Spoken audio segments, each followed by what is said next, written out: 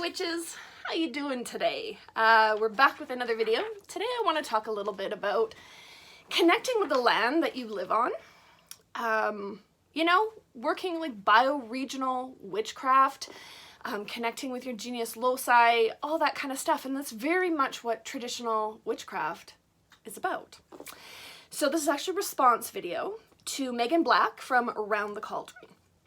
So for those of you who are new around here, my name is Taya. Welcome to the channel. We talk about all things witchcraft, especially traditional witchcraft, which is sort of where my heart lies. And for those of you who are returning viewers, maybe coming in from another video, thank you so much for the support. It's really appreciated. All of you, please consider subscribing. It's a really great way to help us build the channel. So like I said, it's a response video to Megan Black from Around the Cauldron. Now she has a YouTube channel here. I'll tag her below. She also has a podcast, and then she publishes the podcast on her YouTube channel as well as on your regular podcast channels. And this is from Around the Cauldron, episode number 116. She did My Experiences Connecting with the Land, where she shared a little bit about her story and how she likes to connect with the land. So I thought I'd sort of share some of my experiences and then just kind of reshare some of her tips and tricks for, you know, connecting with the land on which you live. So my story starts back when I was born. I'm 46 years old now. No, I'm not. I'm 45 years old. I'll be 46 this year. I'm 45, and when I was born, my parents, shortly after I was born, built a house on an acreage. So my earliest memories are of running free, unsupervised in nature. Now, my mother may have been like hovering nearby, but I have no memory of that. I remember just being alone in the woods. If you went across our driveway on our property, you kind of came in, and then our house was on one side, and then there was sort of this little bit of a hill with a clearing, and then it was all forest on the right side. And then the driveway went back past the house to Big Quonset hut in the back. It was like your typical, you know, acreage. And if you went out the house across the driveway, there was this bit of field. It was on a hill, and there was strawberries, like natural strawberries. So they were just itty bitty little strawberries, and I remember going out and picking them in the summer. There was a tree in that spot that I thought was my friend, that I considered my friend when I was very small. We had like chickens and goats, and there were we had raspberry bushes. There were places I wasn't allowed to go because that's where the bears were, and there was like a big hill. And then there was this long path that went out back along the property, back to some farmland in the back that there was, we actually hired another gentleman to farm it for us. But in the winter, my dad would hook up the skidoo and throw us on the back of like a back sled on the back of the skidoo, and he'd pull us out, and we would go like tobogganing and skating out in this big like farming field out back. But you had to go through the woods to get there. And I remember playing on that path in the woods, and I remember testing myself, like how far could I go before I got too afraid and had to turn around and go back. And all of my earliest childhood memories are outdoors, are being on this property and feeling safe and feeling like, yeah, I had like my friends in certain special trees. And so those were my like earliest memories. And then when I was about halfway through grade 1, so I would have been 5, almost 6, we got pulled off the land and we moved into the suburbs. And it wasn't a bad thing. I still to this day, I miss that acreage. I'm sure if I went back, it would be completely different. It wouldn't, you know, your childhood, your very small childhood mind, everything was so big and amazing. It wouldn't probably be like that today. But we moved into the city, into the suburbs. But my parents kind of kept up this outdoorsy thing going. We had a beautiful backyard. They grew vines that grew all like thick, like this thick on the back wall of the house.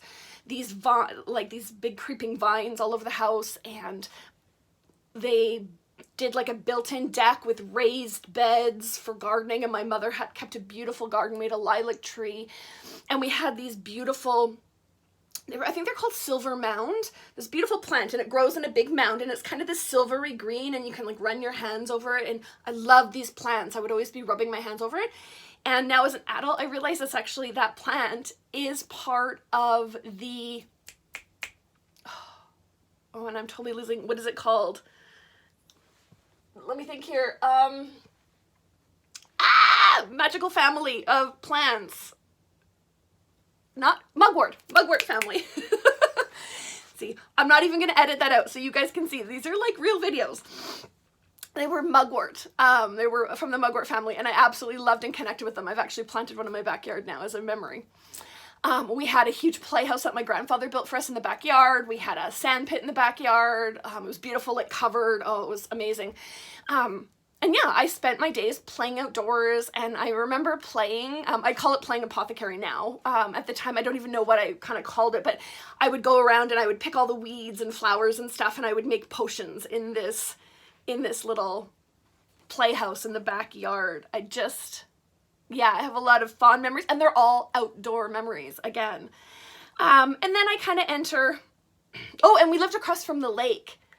We lived it was a lake, it was like a pond, right? But you could go skating in the winter and tobogganing like right across the street from me. And then there was this boardwalk that ran all around the lake, and I remember spending my days exploring in the reeds and just like all of this. And while I won't call it necessarily magical, I was definitely a very outdoorsy kid. I loved all that stuff, still do. So then I enter like my teen years, I'll call them the dark years. Didn't really do a whole lot outdoorsy. It was all about my friends and, social stuff. Nothing until I was about 24. My daughter just turned 3, and my mom helped me buy my first house. And I knew I wanted a yard, so I bought an older property. And it had a 50-foot by 150-foot lot with an additional 10 feet by 150 feet of boulevard. And I love that house. Never mind the house, the yard was not beautiful by any means. It had these ancient old, I'm gonna say pine trees. I don't even know what kind of trees they were, but like a pine tree or a spruce tree.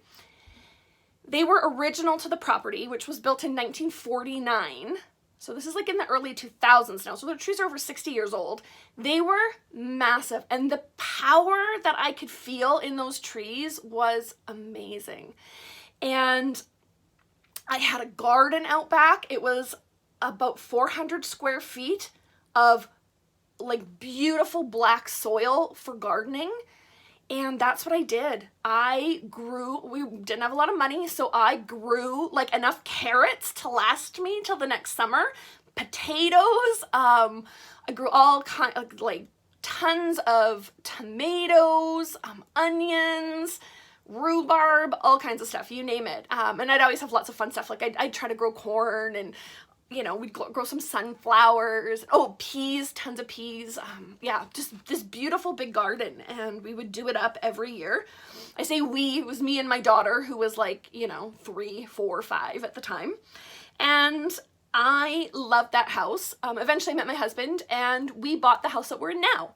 And again, we wanted a yard, and so we have a pie lot in a cul-de-sac, and it's not a very deep yard, but it's a very wide yard. We actually have quite a large yard, and we had it completely all landscaped because I wasn't able to garden in it. The gardens that they had done, the raised beds, were completely full of crabgrass, like to the point that like even like using Roundup on it wouldn't kill all the grass.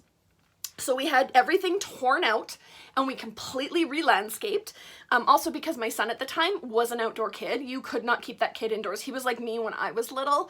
Like that's all he wanted was to be outside during the day. So we spent all our time outside. So we completely re-landscaped the yard and put in all kinds of amazing things. And that kind of brings you up to now. And so aside from my own yard, I also like to do like walks around my neighborhood, and I work a lot with what's in my neighborhood. So I'm trying to think, there's like lots of green open walking paths and stuff because we're in the suburbs, right? And there's like 3 ponds. They're like, I can't remember what those are called, like reserve ponds for runoff, but they have ducks and geese, they've got cattails, they're beautiful. And there's 3 ponds in our neighborhood that we can go walk around, and all these beautiful like bushy landscaped walking paths.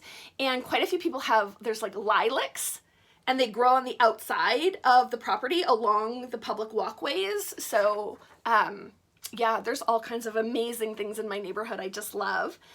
And so, yeah, I've spent my whole life connecting with nature. I'll get into a little bit more detail, but I know some people are sitting here going, this is really nice that you have this house in the burbs and you can connect with nature, but I live in an apartment building downtown and it doesn't work like that. Okay, I'm gonna tell you something. This blew my mind when I heard it, and it's so true. You are nature. You are nature. If you're ever feeling disconnected from nature, you yourself are a part of nature. You are a biological living organism in this ecosystem. So you are never apart from nature because you are nature. And that for me changed a whole lot on my perspective of connecting with, you know, my local environment, because how crazy is that? Like, you are nature. I can lay in bed upstairs. If I want to connect to nature, I can listen to my heartbeat. You know, I can hold my hands over my chest and feel my heartbeat or feel my pulse. That's nature. You are nature. So my goal for this year is I'd really like to do a depth year in my own yard. I kind of laugh because when I sat down and thought about this, I have spent a lot of time, like I forage around my neighborhood and like I talked about the lilacs, and every year there's like, depending on what the summer is like, if it's dry, if it's wet, whatever, there's different types of like different plants and herbs and weeds and things that pop up around the community. And I'm always learning something new, finding something new, but I've never really spent a lot of time. I mean, I spend a lot of time in my yard, but I've never really sat down. I'm like, I want to learn more about different herbs and, you know, get a little bit more specifics on what I've got in my own apothecary. Well, where does most of it come from is my own yard. So I'm going to spend a depth year working this summer with the plants and trees and bushes and shrubs that grow in my own backyard, because I spent a lot of time planting them. I've done all the planting in my yard from scratch. I've done it all myself. I spent a lot of time researching those plants and stuff, but I've never really, I didn't get into the magical properties. I didn't ever spend a lot of time connecting with them on an energetic level, connecting with the spirits of those plants. And the spirits of those plants are what make up the genius loci of my property. So I feel like I know my neighborhood better than I know my own yard. So I'm going to spend some time this year. Some of the things I have in my yard, I've got beautiful ferns, ostrich ferns. I've got rhubarb, I've got yarrow, I've got an apple tree that has 3 different kinds of apples growing on it. I've got a raspberry bush, I've got 3 big Saskatoon berry bushes, I've got 2 brand new cranberry bushes that I just put in. I've got a spruce tree, I've got like 4 or 5 maple bushes that make these little tiny berries that I didn't even know were there until my nephew was over in the backyard and he was like eating something, and I'm like, what are you eating? He's like, I eat these berries. We have them at home. He comes from a very small town in the mountains. And he's like, oh yeah, we have these at home. I eat them all the time. And I'm like, I don't know if those are edible. So I went and did some research and I'm like, oh, they are. Like, this kid knows more than I do about what's growing in my yard. So they have these little tiny sweet berries on them. I've got a hydrangea. Well, I've got 3 hydrangeas, right? So again, I have all these plants in my yard that I can be working with. Like, if I want to get to know something better, why not start in my own backyard? And I think that was one of the tips from the podcast, was start in your own backyard or start on your own balcony, work in your own neighborhood, right? Really get to know what's in and around your own space. And I feel like I've done that, but I feel like I kind of glossed over my own yard. Oh, I have a huge big willow tree in the front yard that I'm afraid is dying, but right, I need to look at that this summer and really connect with that tree and see what we can do with it, especially if I'm going to lose it. Right? She says, look at everything, the plants, the trees, the weeds, the bushes, the birds, the wildlife, right? What lives in and around your area? There are some really cool tools that you can use when you're looking to connect with what's in your own neighborhood. There's like plant apps, like plant identification apps. There's quite a few of them. I find they're all sort of 6 of one, half dozen of the other. They're a great place to start. I wouldn't take the first hit off of it as like, you know, God's word, but you can get a really good idea. You snap something a few times and you'll get a really good idea of what that plant is, or at least what family that plant is from. And again, get outside those witch books. Look at like local field guides. I meant to pull some so I could show you, right? I've got like right here. Oops, did I just kick the camera? Of course I did. I've got some great books like The Edible and Medicinal Plants of Canada, or the Boreal Forest, the Boreal Herbal, right? Because I live in a boreal forest environment. Boreal forest and boreal plains, you know, and that's another tip, is learn about your larger climate, learn about the seasons, learn about the growing zone that you're in, learn about the type of land that you're on. And then really what she says is sit down and talk to the plants. So this is what I've sort of not done in my own yard. I talk to like the genius loci of my yard. I've worked with that, but I've never really sat. I've worked with individual plants, I've cared for them, but I've never really just sat and connected with my rhubarb. So she says to sit, introduce yourself, right? Hi, my name's Taya. You're growing in my yard. I've been caring for you now for 12 years. And I'd really, really like to connect with you and work with you. I hope that you're open and amenable to that. Leave an offering.